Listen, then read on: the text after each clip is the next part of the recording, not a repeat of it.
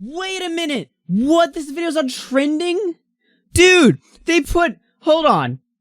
Okay. I think most of you guys know the story of Mini Lad. Alright, I don't need to retread ground over here. This guy literally sent and received images to minors, makes an apology video for it, and YouTube puts it on trending. What the fuck? How? Huh, what? Alright, so how does a pedophile apologize? Well, I guess we'll find out here. Hey guys, this video has been a long time coming, and this is something that I've been wanting to talk about for a while, but 2020 has been an awful year for everybody, and I want to go into next year knowing that I have said my piece. I've told you guys exactly what's going on. As my fans, you guys deserve to know what's going on, and I hope this video... Alright, this guy got exposed like 6 months ago, and now he's talking about it. Helps you understand everything better, and I want to apologize for the things that I've done. I'll try and make this video as short as I can so I don't keep you guys here too long. I don't want this video to be excused as an excuse or victimizing myself or anything like that. I just... Spoiler alert, he does. Want to give you guys my thoughts. This is no more PR teams, no more anything like that. No more. This is just Craig. This isn't Mini Lad. This is Craig talking, and I want to be as transparent as possible. But I wanted to explain through exactly what happened, the reason why I did it, and go from there. There was 2 people involved in the situations. Those names were Hallie and Ash. I'll be taking them individually. They happened around the same time, and I wanted to just go through it with you guys. The first person that I wanted to talk about was Hallie. A lot of people think that these people were random fans that I got in contact with, but both Hallie and Ash, these are people who are my friends. Hallie I've known for a long time, since maybe 2013, 2014. Hallie was one of my Twitch mods. Hallie was a really good Twitch 2013, 2014, remember the dates. mod. She helped me out, she helped Terrorizer out, she helped a lot of the guys who I played with on our streams, and she was someone that I could go to with my problems. We became close because we both had our issues. It's not my place to say what's going on with her, but she's someone who has helped me out a lot. The first thing that I wanted to say was I added Hallie on Snapchat when she was 16. This isn't when I was making any remarks towards her. This is just where I talked to all of my friends. I was that guy that had streaks, and I wanted to make sure that our streaks were good, because back in 2015, that's kind of what people did. It wasn't until 2016, when she was 17, that I first started to flirt with her. Okay, when she was 17, he flirted with her, alright? Now, Nick puts out a tweet here, and I'm going to reference this because he's good at kind of, you know, gathering the ages. So with Mini Lad, nobody has been able to give me a proper timeline for months, and it seems like he just did. They started talking in 2013-14. She was 13-14. He was 18-19. He added her on Snapchat in 2015 when she was 16 and he was 20. And then he began flirting in 2016 when she was 17 and he was 21, alright? We're talking about somebody that he had known for like 3 to 4 years prior, alright? Now, I don't know about you guys, but most of my internet friends, I've had friends on the internet for years, but usually our friendships, like, will last, like, you know, 2 to 3 years or whatever, before eventually, you know, things just happen, we just naturally, you know, go our own ways or whatever. Dude, this guy was talking to this person for 4 years consistently, before he started even flirting with her while she was still underage, and it's just like, look, if he had waited while she was till she was 18 before he started flirting, I would consider that still creepy, alright? Because he known her since she was 13. She's a random fan of the channel that he gave moderator status to, alright? If he had waited till she was 18, I would consider that creepy, but it wouldn't be illegal. Because she's past the age of consent, alright? So it's like, look, I'm not saying he should have waited. I'm saying preferably he shouldn't have engaged at all. But, best case scenario, if he still has to go for it, you couldn't wait 1 more year? Really? Oh, let's read these DMs real quick. Okay, yeah, because that would be a big... This is a girl talking. Yeah, because that would be a big problem. Fuck, I did the pun thing too. Look what you have done. Lol and gone. Yeah, got me. Was 21 at the time. And that's not okay. Like, and I'm aware of that. So with Hallie and both with Ash, I sent the messages around. Wouldn't that be actual grooming then? If he had waited, grooming's hard because there's not a set definition for it. But I think like based on what grooming is commonly referred to, it, yeah, that probably would be right because he's waiting. Well, I think you'd have to talk to her sexually and then wait. Wouldn't that be grooming? I don't know. You guys, you're probably better at this shit than me. Around this time, and I understand what I'm going to say next is quite taboo online, but if this is my way of putting all my cards on the table and telling you guys what happened, I feel like I need to say it. The reason I did what I did, and there was even a message where I said this, is because what I said there is true. I did try to end my life at the beginning of 2017. I'm not looking for sympathy. I'm not looking for anything. This is not what this is about. This is telling you guys the reason, and I just want you to understand the headspace I was in. The reality is I was being selfish. I wasn't thinking about repercussions. I wasn't thinking about anything. I was just being stupid. And okay, so you're gonna pull the Kiwis defense, right? I tried to kill myself, and I'm not bringing it up. Dude, I love when everybody says this. They're like, when they've done horrible things, they'll always say like, I was suicidal. But I'm not bringing it up for, sympathy or anything like that. But, I was really suicidal, and because of that, I just, I had to message a kid. Because you guys understand this, right? I don't know how many of you guys knew this, but depression equals wanting to talk to kids. Right? Because the way the internet describes it, every single time one of these guys gets caught or whatever, this is always their go-to, alright? Because depression obviously means they want to talk to kids, right? No! Nobody gets depressed and then also wants to talk to kids. If they want to talk to kids, they got something else going on in addition to it. Depression is irrelevant to the conversation. I really want to apologize for that. I just wasn't thinking. So this guy's excuse is that I was depressed, so I talked to a kid because I didn't care about the repercussions of my actions.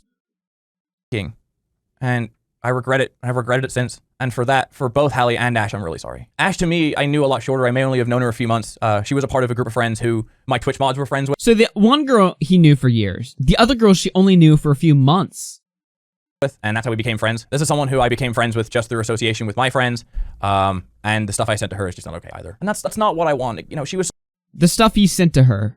Someone that I really did call my friend, and it sucks that I let her down like that. I also wanted to point out a message that I sent to Laura, who is a part of my Discord mods. She's someone who I met a few years back, maybe 2016, and she was someone who I considered a friend as well. Whenever we went to Insomnia, we used to hang out and meet up at the booth that Terrorizer and I had. And I sent this message. Whenever I saw them coming out with my message, I sent them this. This isn't me. That's not right. It's something that I completely regret. I panicked. I was... Alright, let's take a look at that message that he very quickly goes over, alright? Because this message is like, this is the kill shot right here. This is the worst fucking part. So, someone reaches out to... Mini Lad is the guy in gray. So somebody says, hey man, yeah, Ash has tweeted on her private Twitter mentioning writing her expose on you. He says, can you talk to her? Tell her that I'm not who I was when I was younger. Tell her my suicide attempt. Tell her my suicide attempt so that she doesn't expose me. What? So guy writes, sure, I'll do my best. Keep me posted. I'm really scared. I sent them this. This isn't me.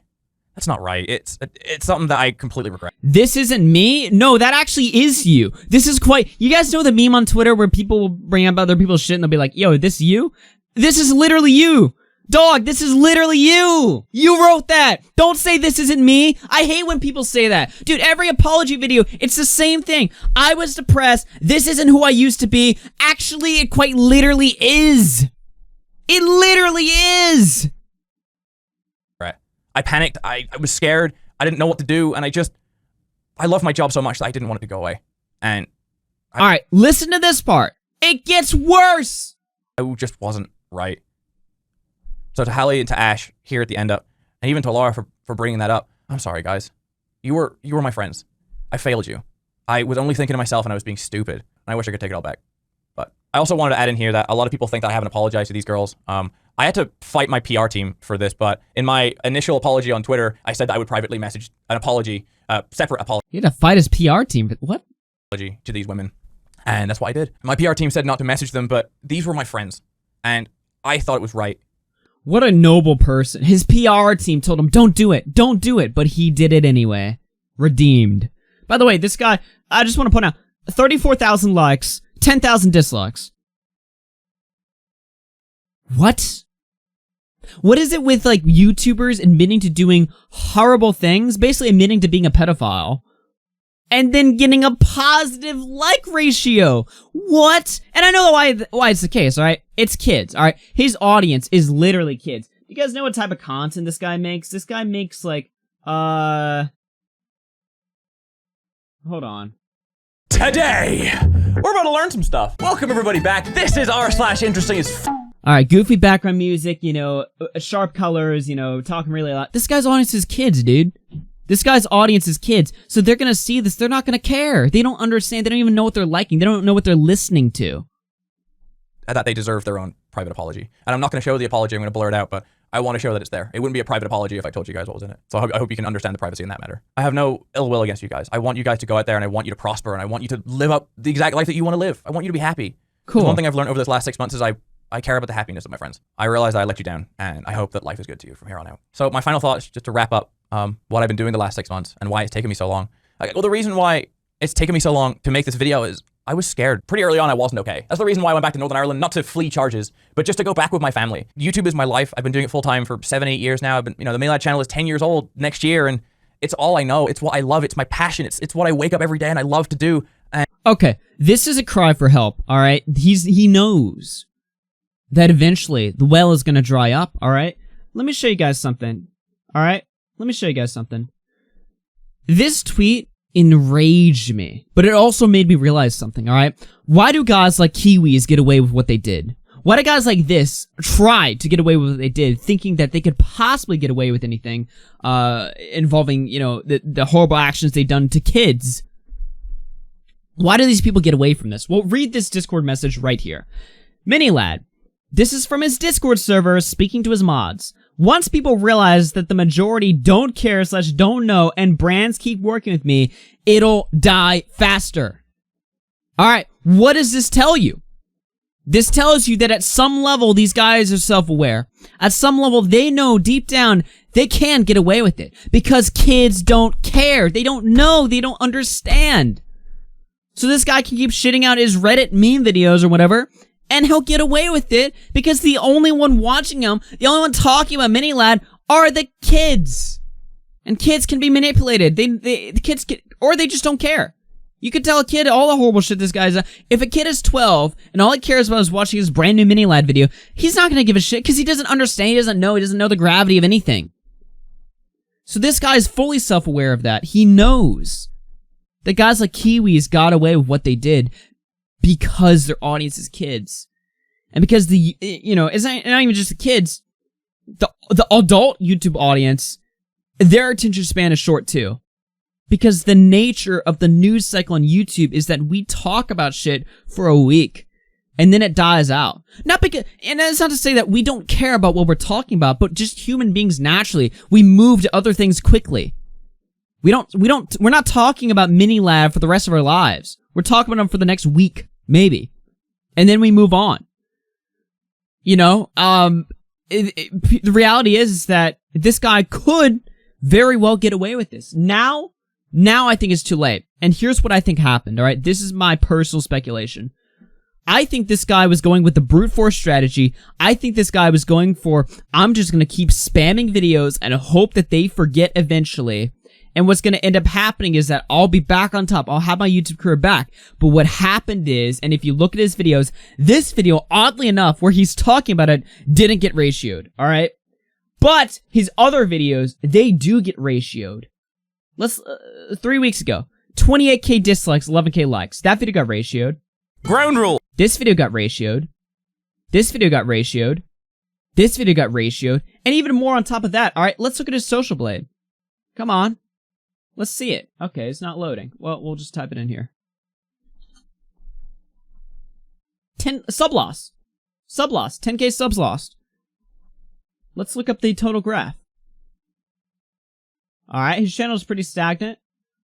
And he's losing all his subs. So what I think ended up happening is this guy he's getting anxious. He was going for the brute force strategy, but he realized, I'm still getting dislikes 6 months later. I'm still losing subs 6 months later. And he got impatient. So now he's gone the last possible route. I'm going to make a video and I'm going to just be upfront and honest and talk about it. And hopefully the audience is stupid enough to accept it and give me another chance. Which it seems like they are!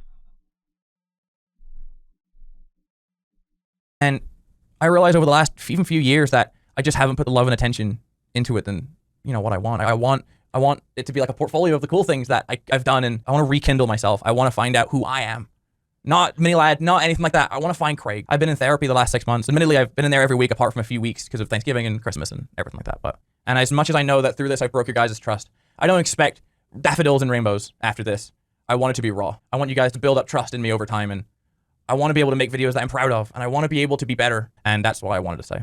So thank you all so much for watching. There may be bits and pieces that I missed, and for that I apologize. But I wanted to try and get everything in here. So this is all my cards on the table. This is me being as transparent as I can. I want to say thank you for watching, and have a happy new year, and I will see you all in 2021. Let's pray for a good 2021. So thank you guys. Okay. All right. Again, just pointing it out a second time. 5th video on trending. All right. You know what this video felt like, that last part of the video? You know what it felt like to me? It felt like a channel update. It felt like we were going from taking accountability, quote unquote, to just literally, you know, being an update channel now. Or an update video, rather. But Nick Diorio had, and I watched this video first with him, privately or whatever, and then we watched it again on stream or whatever.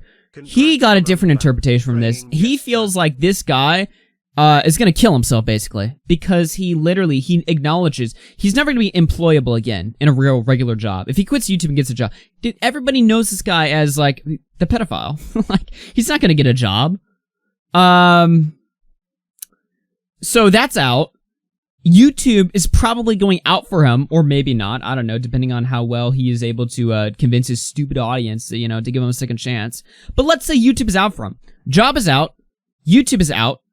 And let's say he blew all his money, alright? He's fucked. He is boned. He's gonna be homeless. he's fucked. So when the interpretation that Nick Diorio got is that this guy is gonna basically, like, kill himself. Now, I don't know about that, alright? I kind of see where he's going. Because when he's talking about it, he's like, I just want this channel back. It's all I know. If this guy lives, breathes, and shits YouTube, alright? You take that away from him, what else does he have to live for? You know what I mean? And I'm not saying this so that you guys can feel bad for him. I'm not saying that to, like, oh, feel sorry for... Listen, alright?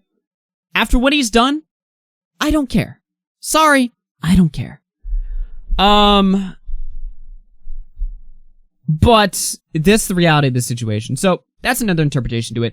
I don't know if I necessarily subscribe to that. I don't know.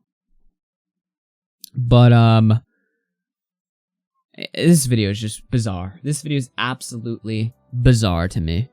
So yeah, line them up. Line them up. That's my philosophy. That's my philosophy with pedophiles. Line them up, if you know what I mean.